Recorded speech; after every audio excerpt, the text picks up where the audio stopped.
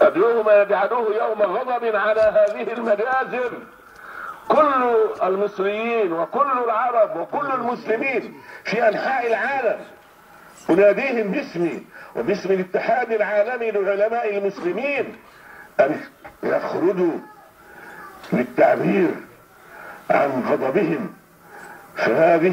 هذا هو شأن الأمة المسلمة، وهي أمة واحدة كما قال الله تعالى: إن هذه أمتكم أمة واحدة وأنا ربكم فاتقون. وإن هذه أمتكم أمة واحدة وأنا ربكم فاعبدون. وإن هذه أمتكم أمة واحدة وأنا ربكم فاتقون.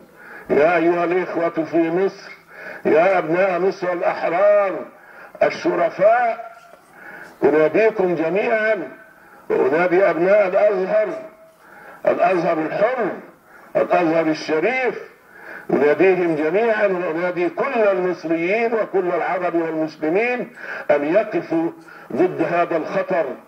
والله سبحانه وتعالى يسجل كل شيء ويرصد كل شيء، لا تخفى عليه خافية ولا يغيب عنه سر ولا علانية.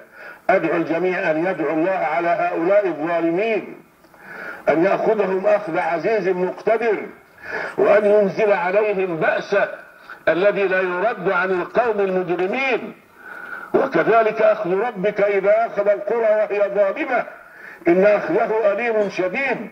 أن يدعو الله على هؤلاء أن ينتقم منهم وأن يرد كيدهم في نحورهم وأن يعيد سهامهم إلى صدورهم، وأن يحرر إخواننا الذين قاموا لله لا لدنيا ولا لجاه ولا لمال، وإنما قاموا يطلبون الحرية، يطلبون الديمقراطية، يطلبون العدالة الاجتماعية، يطلبون لأبناء بلدهم مصر العزيزة الحرة الشريفة، يطلبون لهم الخير والحرية والرفاهية. أسأل الله تبارك وتعالى أن يبارك لهم وأن يحفظهم من كل سوء، وأن يأخذ الظالمين أخذا أليما شديدا، إنه سريع الحساب شديد العقاب.